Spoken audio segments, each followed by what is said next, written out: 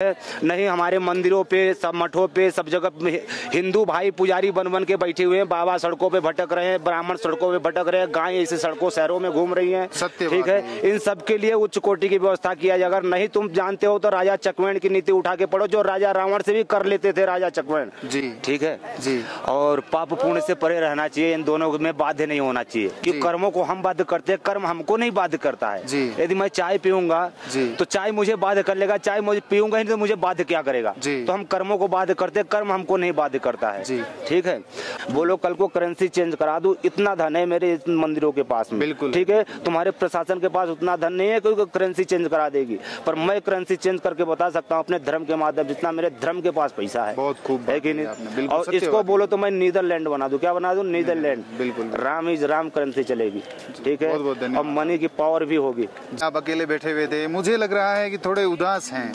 उदास तो नहीं भगवान जी, पर यह है कि साधु को न खुश होना चाहिए न उदास होना चाहिए, सम होकर रहना चाहिए जी। और रही दूसरी बात की, देखिए केदार खंड है, यहाँ न कोई यात्री के लिए सुविधा गवर्नमेंट की तरफ से है और न किसी साधु समाज के लिए सुविधा है, कोई बिल्कुल किसी प्रकार की कोई व्यवस्था नहीं है गवर्नमेंट की तरफ से। ठीक है, ये मैं देख रहा हूँ। और जो कि इतना टेक्नोलॉजी का जमाना है, नहीं तो यहाँ पे तो बहुत कुछ करे, हम यात्री के लिए भी करे, अपने जन के लिए। हमारे ही लोग तो कौन है, हमारे हिंदू भाई है, सब यहाँ आए हुए हैं, कितने दुखी हैं, हम भी यहाँ दुखी बैठे हुए हैं। तो कहने का मतलब है कहीं भी मंदिर हो भाई, प्रशासन तो हर एक जगह से तुमको दबा के रखती है। अभी हम वहाँ बैठे थे, हमको पूरा प्रशासन ने आके उठा दिया और ब्राह्मणों को बैठा दिया, वहाँ ब्राह्मण मंत्र पढ़ रहे बैठ के।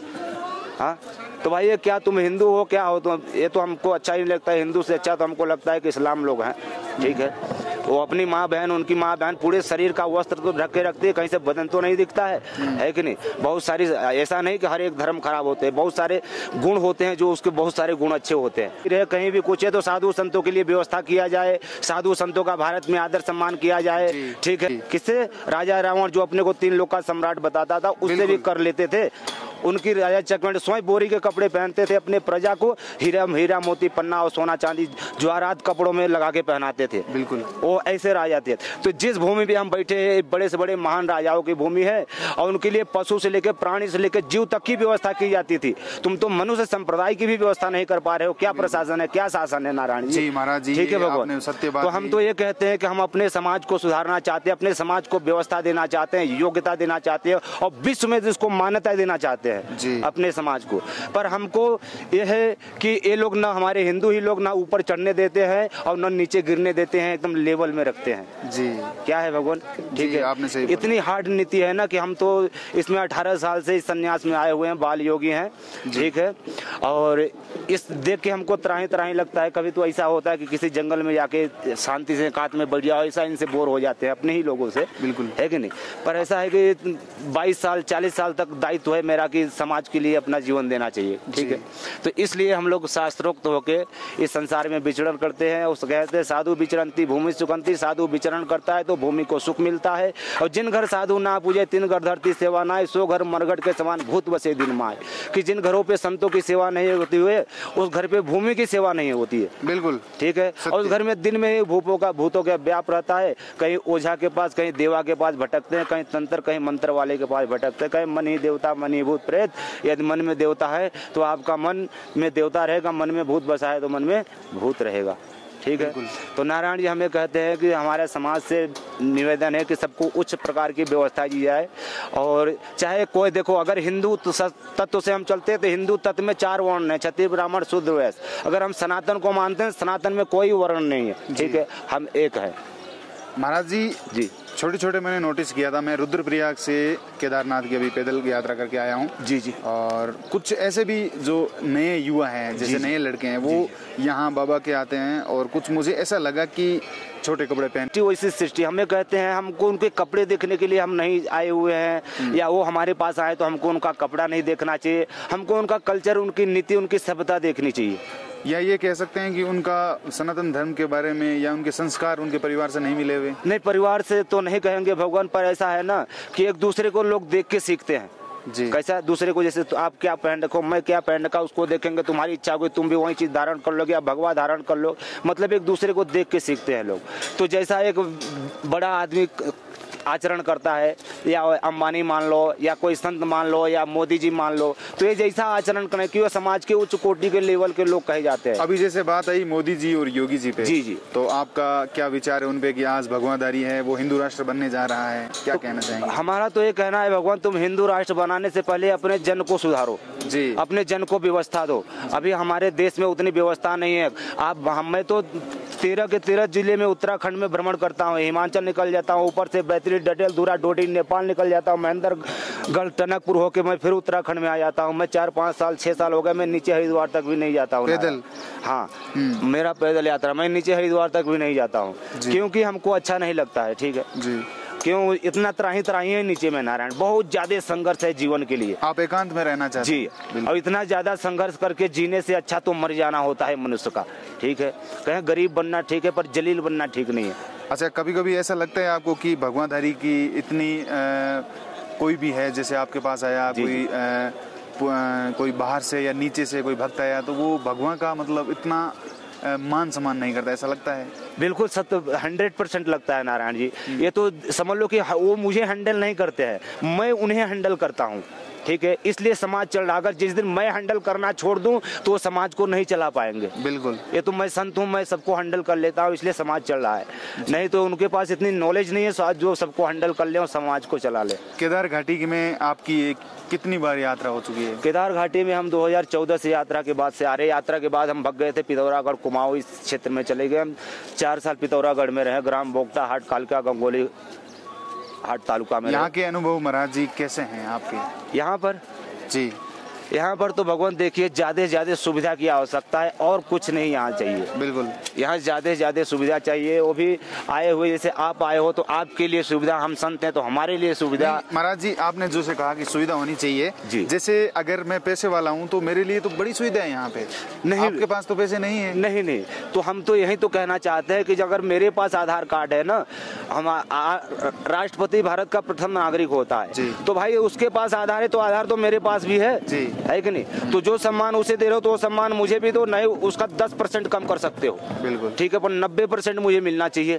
ठीक है, तुम वो भी नहीं देते। 100 उसमें कल्चर लिखे हुए हैं ना, तो उसमें से 90% तो ठीक होते, भले 10 गलत वो लोगों ने लिखा है अपनी मौज मस्ती के लिए। ठीक है, पर 90% नारायण जी, आपने अभी बोला कि मुस्लिम जो है जी, तो उसी आधार से ऐसा हो सकता है कि जो नई जो पीढ़ी आ रही है वो धीरे धीरे सनातन धर्म को भूल रही है, उसके संस्कार धीरे धीरे खत्म हो रहे हैं। अवेलेबल भूलना है, क्यों भूलने की क्यों इनके पास उतना सुविधा नहीं दे पा रहे, उतना इनको योग्यता नहीं दे पा रहे, किसकी क्या योग्यता है। इनको खाली दिमाग में है कि वर्ण व्यवस्था से दे। अरे वर्ण व्यवस्था से तुम देश कैसे चला लो? यहाँ पे 36 संप्रदाय रहता है। तुम्हारे हिंदू धर्म का ही 36 संप्रदाय है, और जैन, सिख, ईसाई, फारसी और बौद्धिस्ट है सब तो छोड़ ही दो, है कि नहीं? तुम्हारे देश में कितने संप्रदाय पड़ रहे हैं, पहले तुम्हारे हिंदू धर्म से कितनी संस्था बन गई वो तुम नहीं देख रहे हो। बाकी धर्मों की तो बात छोड़ो, संस्थाएं कितनी बना दी हो तुम, खाली हिंदू धर्म में उसे देखो। कहीं रामाचार्य संस्था है, कहीं हरे कृष्णा हरे रामा है, कहीं राधे राधे संस्था चल रही है। तुम हिंदू हो, 36 संस्थाएं चल रही है। एक झंडा होना चाहिए, एक झंडे के नीचे आओ और पूरा देश को एक करके कर्मठ बन के चलो। बहुत ठीक है, और कर्मठता नहीं है तो तुम कोई नेता नहीं हो, कोई बाबा नहीं हो, कोई योगी नहीं हो, या कोई जोगी नहीं हो। कर्मठता होना चाहिए जो सबको एकत्र जोड़े, और ऐसा जोड़े जो कभी टूटे ही ना। कैसे जैसे जगत गुरु शंकराचार्य जोड़ के गए, आज टूटने का नाम नहीं ले रहे जी। हाँ, हम अपना जीवन बलिदान करके शंकराचार्य के नाम पे घूम रहे हैं जी, जी। तो ऐसी हमको संगठन चाहिए, ऐसी एकता चाहिए हमको। कल एक बाबा जी ने बोला था कि योगी जी हैं जी, जो कि बेहद ही अच्छे काम कर रहे हैं और हम उनके लिए मर मिटने को तैयार हैं, और उनका जो है विश्व में जो धाक चल रही है, तो योगी जी के साथ हैं आप? नहीं, हम न योगी जी के साथ हैं न मोदी जी के साथ हैं। मैं तो हूँ तो अपने भगवान दत्तात्रेय के साथ हूँ। ठीक है, पर हमारा कहने का दायित्व है भगवान की, यदि आप देश को चलाते हो तो आपको पैदल ही भ्रमण करना चाहिए। अनुभव गम में जो जीवन होता है वो बड़ा ही सुंदर जीवन होता है, बड़ा ही योग्य जीवन होता है, और जो हमने शास्त्रोक्त जीवन पढ़ रखा है वो थोड़ा कठिन जीवन होता है जी, जी। है कि नहीं? कैसे कि हमने शास्त्र में पढ़ रखा है कि हाँ भाई केदारनाथ पढ़ते हैं, उत्तराखंड के अंदर में पढ़ते, खाली हमने पढ़ रखा है। पर आप यहाँ आए हो, आपको तो प्रैक्टिकली पता है कि हाँ भाई केदारनाथ तो हमने देख रखा, वो वाकई में है। बिल्कुल। तो एक पढ़ने में और अनुभव करके देखने में बहुत सारा फर्क होता है। ठीक है। तो आप लोग को तो अनुभव हो गया कि केदार क्या है। अभी लोग पढ़ेंगे, किसमें शास्त्र में पढ़ेंगे, वेद में पढ़ेंगे, पुराण में पढ़ेंगे। ये तो उत्तराखंड समझ लो, स्कंद पुराण के माध्यम से पूरे उत्तराखंड को जाना जाता है, ठीक है।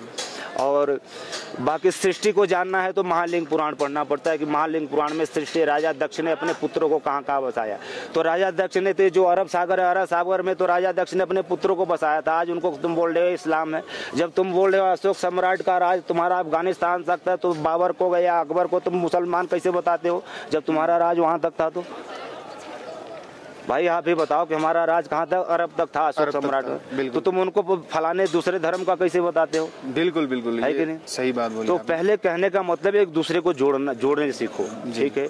और जब एक दूसरे को जोड़ लोगे नारायण ना, तो वो फिर टूटता नहीं है। अभी आपने जैसे बोला कि यहाँ पे मुझे ये कमियां मिली, तो केदारनाथ में आपके लिए क्या क्या कमियां जो है, आपके लिए क्या क्या बाबाओं के लिए स्पेशल क्या क्या सुधार किए? देखिए, साधु संतों के लिए तो यहाँ पे कुछ ऐसी व्यवस्था की जाए जो बहुत सारे लंगर हॉल बनाया जाए, बड़े हॉल बनाया जाए, जिसमें ओनली साधु टू साधु ही रहेगा। और वो भी सिर्फ अखाड़े का साधु, कोई ये नहीं कि मनमुखी बन के आया, अपने मन से बाबा बन के आया, उनको भी एंट्री है। तो ऐसा नहीं, हमारे धर्म का खिलाफ है, ठीक है। और कहते हैं कि दान भी उन्हीं को करना चाहिए। और कहते हैं मनमुखी, अपने मन से तुम खाली भगवा बने तो उनकी शकल भी देखना पाप होती है, ठीक है। यदि गुरु धारण करके उन्होंने किसी से मंत्र दीक्षा कर लेके हमारे सनातन धर्म में बाबा बने हैं, तो उनके तो बड़े भाग्य कहे गए हैं, ठीक है। पर ऐसा है हमारे सनातन धर्म की आज के डेट में ज़्यादातर अन्य अखाड़े से या अपने मन से घूम रहे हैं, ठीक है। तो कहने का मतलब पहले पब्लिक पे कंट्रोल करना कि शासन किसी कहते हैं, पहले शासन को जानो। तुम प्रशासन हो तो पहले शासन को जानो कि शासन किया कैसे जाता है।